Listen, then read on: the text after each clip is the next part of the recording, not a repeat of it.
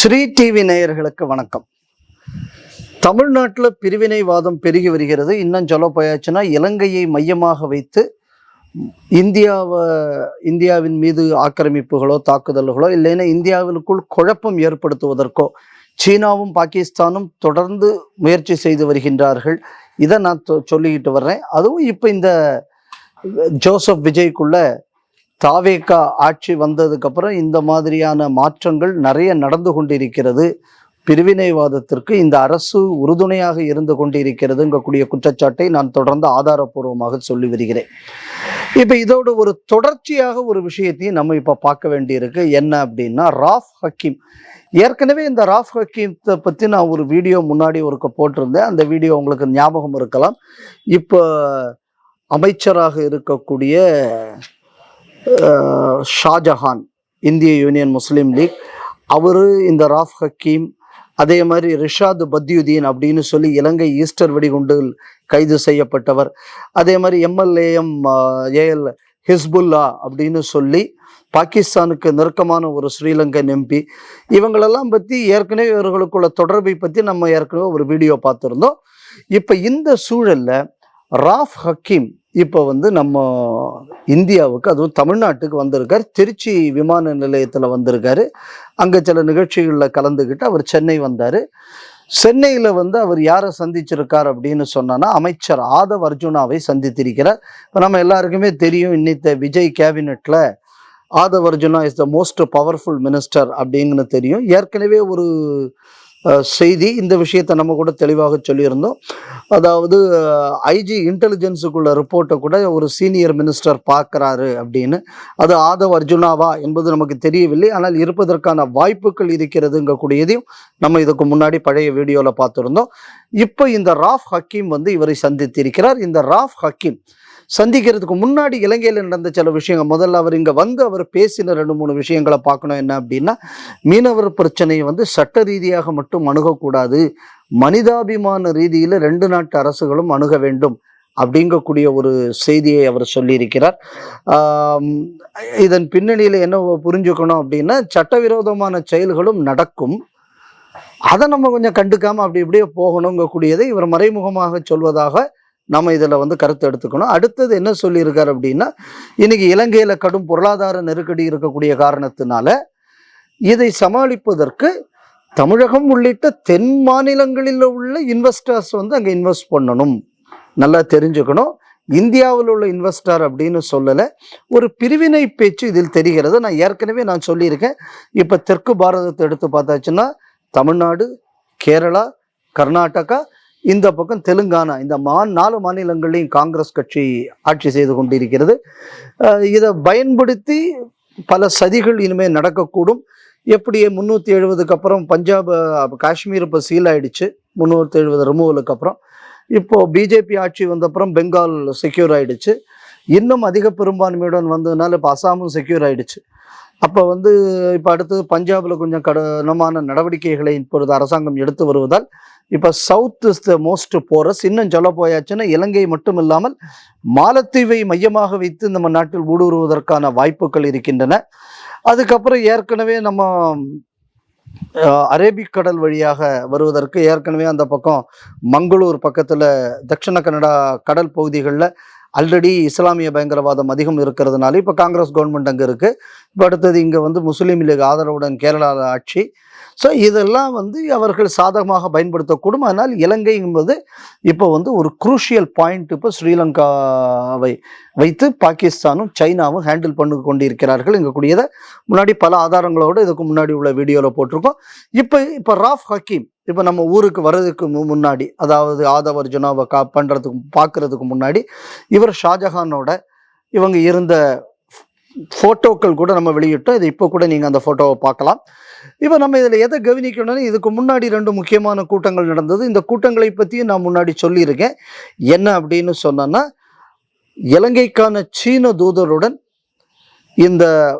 இவருக்குள்ள கட்சியின் இன்னொரு எம்பியாக இருக்கக்கூடிய ஹிஸ்புல்லா என்பவர் ஒரு நிகழ்ச்சியில் கலந்து கொண்டிருக்கார். அது எங்கே நடந்திருக்குன்னா, அசார் வித்யாலயா அப்படின்னு கல்முனை அப்படிங்கக்கூடிய ஒரு இடத்துல. இன்னும் சொல்ல போயாச்சு அப்படின்னு சொன்னால், இந்த கல்முனைங்கக்கூடிய பகுதி தான் இஸ்லாமிய பயங்கரவாதத்துக்கு ஒரு சென்டராக வந்து என்னைக்குமே இருந்திருக்கு. அடிப்படைவாதத்தை பரப்பக்கூடியதிலே இந்த கல்முனை ஒரு முக்கிய பணி ஆற்றியிருக்கிறது இலங்கையின் வரலாற்றில் அப்படிங்கக்கூடியது நம்ம புரிந்து கொள்ள வேண்டிய விஷயம். அந்த கல்முனையில தான் இன்னைக்கு இந்த ராஃப் ஹக்கீமோட கட்சியில் உள்ள இன்னொரு எம்பி ஹிஸ்புல்லாவும் சீன தூதர், இலங்கைக்கான சீன தூதரும் ஒரு நிகழ்ச்சியில் கலந்து கொண்டிருக்கிறார்கள். சீன அரசு பல உதவிகளை அந்த பள்ளிக்கு செய்திருக்கிறதாகவும் செய்திகள் இப்போ வெளியாயிருக்கு. இப்போ அந்த நிகழ்ச்சிக்குள்ள போட்டோக்கள் நம்ம பார்க்குறோம். இப்போ இதை பார்க்கக்கூடிய நேரத்தில் இதே கட்சி, அதாவது ஸ்ரீலங்கா முஸ்லிம் காங்கிரஸ் அப்படிங்கக்கூடிய இந்த கட்சியோட பேர், இந்த கட்சியை சேர்ந்த ரஹ்மத் மன்சூருங்கக்கூடியவர் ரஹ்மத் ஃபவுண்டேஷன் அப்படின்னு ஒரு அமைப்பை நடத்திக்கிட்டு வர்றாரு. அந்த அமைப்புக்கு பல உதவிகளை இலங்கையில் இருக்கக்கூடிய பாகிஸ்தான் தூதரகம் செய்கிறது. இப்போ அந்த படங்களும் இப்போ நமக்கு வந்திருக்கு. இதுக்கு இடையில இது நாள் வரை இலங்கையின் வடக்கு பகுதிகளில் சீனா நுழைஞ்சது கிடையாது. இப்போ கொஞ்ச காலங்களுக்கு முன்னாடி யாழ்ப்பாணம் பல்கலைக்கழகத்திலக்கும் சீனா பல்கலைக்கழகத்திலிருந்து சிலர் வந்து போயிருக்கிற செய்தி வந்தது. அது மட்டுமல்லாமல் யாழ்ப்பாணத்தில் இப்போ என்ன பண்ணியிருக்காங்க அப்படின்னு சொன்னால் சீன புத்தக கண்காட்சிக்கு இடம் கொடுத்திருக்கிறார்கள். இதை நம்ம எப்படி பார்க்கணும் அப்படின்னா, இதுக்கு முன்னாடி நம்ம நாட்டில் நாங்கள்லாம் சின்ன பசங்களாக இருக்கக்கூடிய நேரத்தில் ஊரில் அங்கங்கே வந்து இந்த நியூ செஞ்சுரி புக் ஹவுஸ் அப்படிங்கக்கூடிய NCBHம்பாங்க. அந்த NCBHக்குள்ள பல புத்தக கண்காட்சிகள் நடக்கும். அந்த புத்தக கண்காட்சியில் பார்த்தீங்கன்னா நீங்கள் இந்த இடதுசாரிகளுக்குள்ள கருத்துக்கள் உள்ள புத்தகங்கள் எல்லாம் அங்கங்கே போடுவாங்க.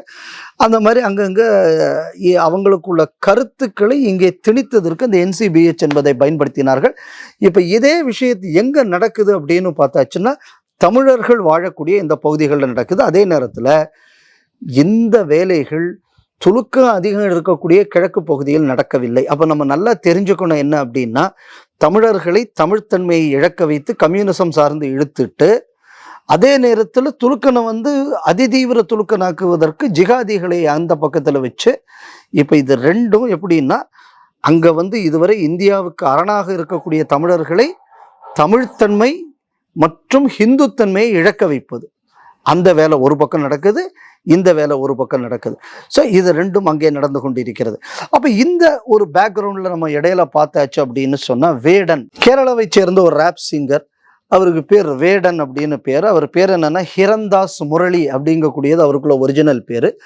அவர் வந்து ஏதோ வணக்கம் சென்னைன்னா ஏதோ ஒரு நிகழ்ச்சிக்காக சென்னைக்கு வந்தவர் வந்து வன்னியரசை போய் சந்திக்கிறார். வன்னியரசை போய் சந்திச்சுக்கிட்டு, யார் அமைச்சராக இருக்கக்கூடியவரை சந்திச்சு, சங்கீதன் கணேஷ்குமார் அப்படின்னு ஒருத்தர் இருக்காரு. அவர் வந்து ஒரு பாட்டு ஒன்று இலங்கையில் பாடியிருக்காரு. அந்த பாட்டின் அடிப்படையில் வந்து அவருக்கு மேலே தேச துரோக குற்றத்தில் அவர் கைது செய்யப்பட்டிருக்கிறார். அது ஈழத்துக்கு ஆதரவான ஒரு பாட்டாக இருப்பதனால் அவர் கைது செய்யப்பட்டது தவறு. அதற்காக தமிழ்நாட்டிலிருந்து பெரிய எதிர்ப்பு எதுவும் வரவில்லை. அதற்கு எதிர்ப்பு தெரிவித்த மிகச் சிலரில் வன்னியரசும் ஒருவர். அதனால் நான் உங்களை பார்க்க வந்திருக்கேன், இதற்காக நாமெல்லாம் குரல் கொடுக்க வேண்டும் அப்படின்னு இவர் சொல்றாரு. உடனே தமிழ்நாட்டில் இருக்கிற எல்லா மீடியாவும் அந்த நியூஸை பெரிய அளவில் கவர் பண்ணுறாங்க. இது நடக்கிறதுக்கு கொஞ்ச நாளைக்கு முன்னாடி ஜோசப் விஜய் அரசு வந்த உடனே அந்த அர்ஜுனன் ராமநாதன் அப்படிங்கக்கூடிய இலங்கை MP தமிழகத்துக்கு வர்றாரு. அவர் ஏற்கனவே என்ன சொன்னார் அப்படின்னா, கச்சத்தீவுடன் சேர்ந்து தமிழர்கள் வாழும் பகுதியும் சேர்த்து விஜய் மீட்க வேண்டும்ங்கக்கூடிய மாதிரி அவர் பேசியிருக்காரு. அவர் பேசினது மட்டும் இல்லாமல் தமிழ்நாட்டில் வந்து LTTEக்கு ஆதரவாகவும் பேசிட்டு போயிருக்கார். அப்போ ஒரு விசிட்டிங் MP டிப்ளமேட்டிக் பாஸ்போர்ட்டில் வந்து ஒரு அரசியல் பேசுவது என்பதே தவறு. அப்போ உடனே அவரை டீபோர்ட் பண்ணியிருக்கணும் சட்டப்படி. அந்த வேலையும் விஜய் அரசு செய்யவில்லை. அவர் வந்து என்ன பண்ணுறாரு, ராஜ்மோகன், ஆதவர்ஜுனா, இப்போ இந்த ராஃப் ஹக்கீமும் இதே ஆதவர்ஜுனாவை தான் சந்தித்திருக்கிறார். இவராக வந்து அவரும் சந்திச்சுட்டு போயிருக்கார். ஸோ இது எல்லாம் நடக்கக்கூடிய நேரத்தில் நம்ம எதை கவனிக்கணும்னா, முள்ளிவாய்க்கால் விஷயத்துக்காக விஜய் வந்து ஒரு ட்வீட்டும் போடுறாரு. அவர்களுக்கு இதுவரை எந்த முதல்வரும் செய்யாத வேலை. அப்போ நம்ம இதில் எதை கவனிக்கணும் அப்படின்னா, இந்த LTTE பயங்கரவாதத்தை மீண்டும் கிளப்புவதற்கான அனைத்து அடிப்படை பணிகளையும் செய்து வருகிறார்கள். அதுக்கு கூட இஸ்லாமிய பயங்கரவாதத்தையும் சேர்ப்பதற்கு இதை யாரெல்லாம் இலங்கையில் செய்கிறாங்களோ, அப்போ நான் ஏற்கனவே சொன்ன மாதிரி தமிழர் பகுதிகளில் எப்படி வேலை நடந்துகிட்டு இருக்கு அப்படிங்கிறத பார்க்குறோம். இப்போ அதே நபர்கள் ராஃப் ஹக்கீம், அர்ஜுனன் ராமநாதன், இவங்கெல்லாம் உடனடியே விஜய் ஆட்சி வந்தவுடனே தமிழகத்துக்கும் வந்து செல்கிறார்கள். அதே மாதிரி இந்த இஷ்யூவை இங்கே லோக்கலில் கொஞ்சம் இதுக்கு ஃபோக்கஸ் கொடுக்கணுங்கிறதுக்காக அந்த வேடனுங்கக்கூடிய ஒரு சிங்கர் வந்து வன்னியரசை பார்த்துட்டு இதை வந்து பப்ளிக்கில் பேப்பரில் இந்த நியூஸை கொடுக்கக்கூடிய இந்த ஒரு காட்சியும் நம்ம தமிழகத்தில் பார்த்து கொண்டு இருக்கிறோம். அப்போ இதே இந்த பேக்ரவுண்டில் விஜயும் இந்த மாதிரியான ஒரு ட்வீட் போடுறார். இதுக்கு இடையில என்ன நடந்து கொண்டு இருக்கிறது அப்படின்னு பார்த்தாச்சுன்னா, ஒட்டுமொத்த நாடும் எதிரிகளால் சூழ்ந்திருக்கிறது, இந்த பகைக்கு இடையில வந்து விஜய் வேலை செய்து கொண்டிருக்கிறார்னு சொல்லி ஒரு கிறிஸ்தவ கூட்டத்தில் கிறிஸ்தவர்கள் பேசுகிறார்கள். இந்த கூட்டத்தில் பார்த்தாச்சு அப்படின்னு சொன்னால் பலர் கலந்து கொண்டு இருக்கிறார்கள். அதில் யார் அப்படின்னு பார்த்தாச்சுன்னா, நமக்குள்ள சபாநாயகர் பிரபாகர் கலந்து கொண்டு இருக்கிறார்.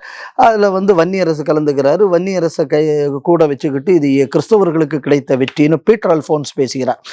ஏற்கனவே வந்து இலங்கை பிரச்சனைக்கு பின்னாடி வந்து பெரிய அளவில் இதுக்கு தீர்வு ஏற்படாமல் பல உயிர்கள் போவதற்கு காரணமாக இருந்தது கிறிஸ்தவ சர்ச். இன்னும் சொல்ல போயிடுச்சுன்னா, இலங்கைக்கு இந்தியாவிலிருந்து பாலங்கட்டி இலங்கைக்கு உதவி செய்யலாம் என்று வந்த உடனே அதை தடுப்பதற்கு முதல்ல அறிக்கை கொடுத்தது யார் அப்படின்னு பார்த்தா, கொழும்பு, மன்னார், யாழ்ப்பாணத்தில் இருக்கக்கூடிய கிறிஸ்தவ பேராயர்கள் அந்த எதிர்ப்பு கொடுத்தார்கள். அப்போ இலங்கையில் இருக்கக்கூடிய தமிழர் பகுதிகள் எக்காரணம் கொண்டும் விளங்கி விடக்கூடாது, வளர்ந்து விடக்கூடாது என்பதில் கிறிஸ்டியன் மிஷனரி தெளிவாக இருக்கேன். அங்கே பிரச்சனை இருந்துகிட்டு இருந்தால் தான் இவங்களுக்குள்ள அஜெண்டாவை வந்து நிறைவேற்ற முடியும். ஸோ அது எப்படி வந்து இந்த கிறிஸ்தவர்கள் இலங்கையை ஒழித்தார்களோ, இப்போ அதே கிறிஸ்தவ குரூப்பு இப்போ விஜய் ஆட்சியை பாராட்டி இப்போ தமிழ்நாட்டிலையும் இவங்களும் ஒரு நிகழ்ச்சி நடத்தி கொண்டு இருக்கிறார்கள். அப்போ நம்ம எதை பார்க்கணும் அப்படின்னு சொல்லியாச்சுன்னா, இலங்கையில் பிரச்சனையை ஏற்படுத்துவதற்கு எந்த ஒரு குழு செயல்படுகிறதோ அதே குழு தமிழகத்திலும் செயல்படுகிறது.